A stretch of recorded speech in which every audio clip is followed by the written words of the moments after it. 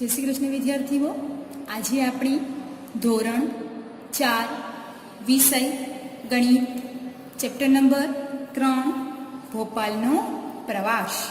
હવે આજે આપણે જે ભોપાલનો પ્રવાસ છે એમાં આપણે તો કે જે સમ ગણવાના છે એમાં કેટલા તો કે પ્રશ્નો આપેલા હશે. એ જે પ્રશ્નો આપેલા છે એ પ્રશ્નો છે એના આપણે જવાબ આપવાના છે.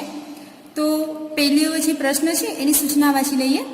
નીચે શાળાના બાળકો બસમાં અમદાવાદથી આબુ પ્રવાસે જવા નીકળ્યા. એટલે એને જવું છે ક્યાં તો કે અમદાવાદથી આબુ.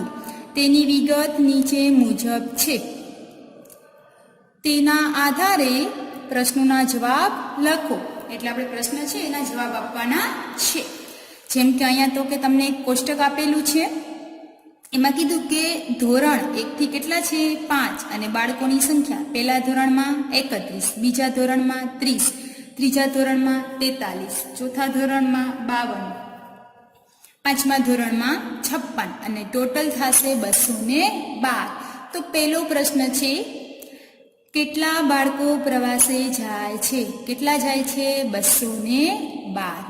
એના પછીનો જો તેઓને 52 સીટવાળી 4 બસોમાં બેસાડવામાં આવે તો કેટલા બાળકોને સીટ મળશે? એટલે કે એક બસમાં કેટલી સીટ છે તો કે 52.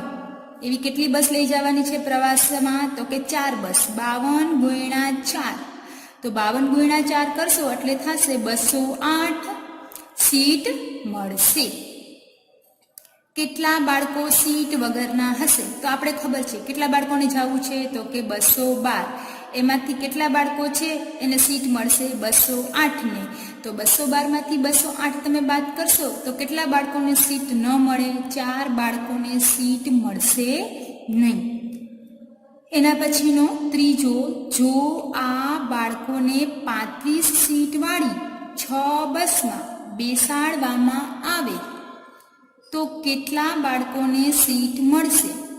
કેટલા બાળકો સીટ વગરના રહેશે? તો જોવાનું અહીંયા કેટલા છે તો કે આ બાળકોને 35 સીટવાળી સીટ કેટલી છે? 35. બસ કેટલી છે? 6.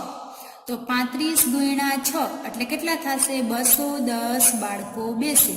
હવે જોવાનું કે કેટલા બાળકો સીટ વગરના રહે? તો ટોટલ કેટલા બાળકો છે? 212.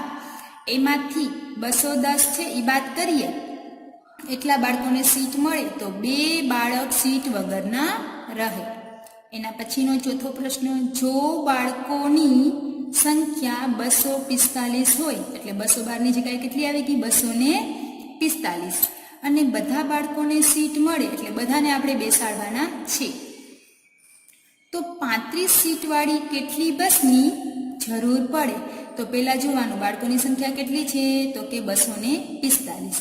હવે અહીંયા કીધું કે એક બસમાં કેટલી સીટ છે? 35. એટલે 245 × 35. તો 49 × 5 કરો તો 245 થશે અને 5 × 7 = 35. 5 5 ઉડી જશે.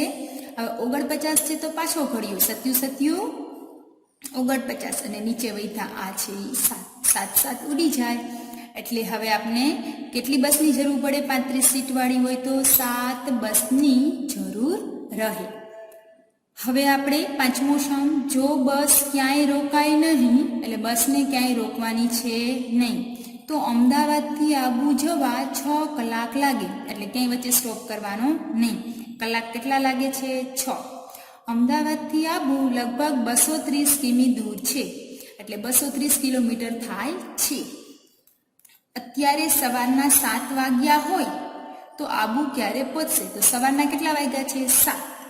બરાબર.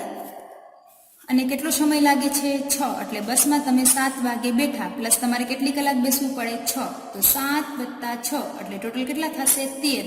હવે યાદ રાખવાનું 13 એટલે કેટલા વાગશે તો કે 1 વાગે. એટલે બપોરે તો કે 1 વાગે છે એ લોકો છે એ આબુ પહોંચી જાય. એના પછીનો છઠ્ઠો સમ, પરંતુ બસ વચ્ચે પાલનપુર રોકાશે. એટલે હવે છે ને પાલનપુર રોકાણ કરવાનું છે.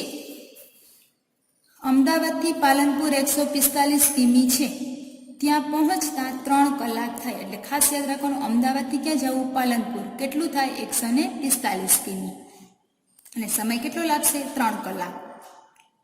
તેથી જો અત્યારે 7 વાગ્યા હોય તો પાલનપુર ક્યારે પહોંચે? તો અટાણે કેટલા વાગ્યા છે? 7. અને સમય કેટલો લાગશે? 3. 7 માં 3 નાખો તો કેટલા થાય? તો કે 10. હવે 10 વાળો ઓપ્શન તો કે એક જ છે. કયો છે આપણી પાસે? તો કે અહીંયા 10 થી 11 ની વચ્ચે એ છે એ, તો કે પાલનપુર પહોંચી જાય છે. આગળ 7મો સમ, રસ્તામાં પસાર થતા એક 345 મીટર લાંબો પુલ છે. પુલની લંબાઈ કેટલી છે? 345 મીટર. આગળ કીધું છે તેના નીચેથી નદી વહે છે. એ પુલની નીચેથી શું જાય છે? તો કે નદી જાય છે.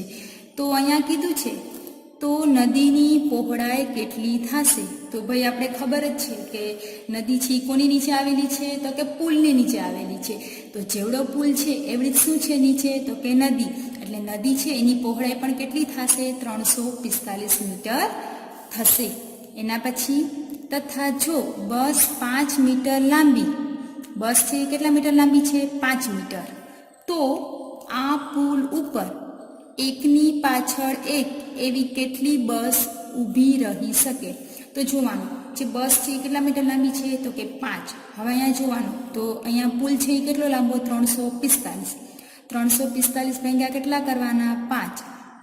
345 ભાગ્યા 5. તો અહીંયા આપણે 34 છે એટલે 5 6 30. 34 માંથી 30 જશે તો કેટલા વધશે? તો કે 4. ઉપરથી કેટલા ઉતારશું? 5 એટલે 45 થાય. 5 નો ઘડિયો બોલો, 45 આવે. 5 9 45. 45 માંથી 45 થાય તો શું આવશે? તો કે 0. 9મો સમ, એમાં નદીની સપાટી પુલથી 36 મીટર નીચે છે. એટલે જે નદી છે એની સપાટી પુલ છે એનાથી કેટલી નીચે છે? તો કે 36. પરંતુ આ સપાટી ચોમાસામાં પુલથી 17 મીટર નીચે રહે છે. ઓમ 36 છે પણ ચોમાસામાં કેટલી ઓછી થઈ જાય છે? તો કે 17. તો બંને વખતમાં થઈને નદીની સપાટીનો તફાવત કેટલો? તો પહેલા કેટલી હતી? તો કે 36. હવે વરસાદ થયો ચોમાસામાં તો કેટલી થઈ ગઈ? 17. તો તફાવત કેટલો થાય? તો કે 36 છે એમાંથી આપણે કેટલા બાદ કરી નાખશું? 17. 36 માંથી 17 બાદ કરીએ તો કેટલો આવશે તફાવત? તો કે 19. જો વરસાદ વધુ આવે અને નદીની સપાટી પુલથી 8 મીટર જ નીચે રહે તો તફાવત કેટલો થાય? તો પેલા છે એ કેટલો? વરસાદ ન પડ્યો ત્યારે કેટલી છે? તો કે 36. વરસાદ પડે તો બાકી માત્ર કેટલી રહી છે? તો કે 8. 36 માંથી 8 જશે એટલે હવે કેટલી બાકી રહેશે? તો કે 28. એના પછી બસમાં ડીઝલ પુરાવા પેટ્રોલ પંપે ઊભી રખાય. એટલે બસ છે એને તો કે આપણે ડીઝલ પુરાવવું છે તો પેટ્રોલ પંપે આપણે ઊભી રાખવી પડે. જો એક બસમાં ડીઝલ ભરતા 36 મિનિટ લાગે, એટલે હવે જોવાનું કે એક બસમાં ડીઝલ ભરતા કેટલી મિનિટ લાગશે? 6 મિનિટ લાગે. તો 5 બસમાં ડીઝલ ભરતા કેટલો સમય લાગે? તો એક બસમાં કેટલી મિનિટ લાગે? 6 મિનિટ. તો એક બસની આપણે કેટલી બસમાં ડીઝલ ભરાવાનું છે? 5. 5 બસમાં કેટલા? એટલે શું થશે? 6 ગુણ્યા 5 એટલે 6 5 કેટલી મિનિટ થશે? 30. 30 મિનિટ એટલે અડધી કલાક છે એ બસને ત્યાં ઊભું રહેવું પડે. 11મો સમ, જો ડીઝલનો ભાવ ₹65 પ્રતિ લીટર હોય તો એક બસમાં 100 લીટર ડીઝલ ભરાવતા કેટલા રૂપિયા ચૂકવવા પડે? 1 લીટર બરાબર આપણે કેટલા રૂપિયા ચૂકવીએ છીએ? તો કે 65. હવે આપણે 1 લીટર નહીં પણ કેટલા લીટર ડીઝલ છે એ ભરાવાનું છે? 100. એટલે 65 ગુણ્યા 100.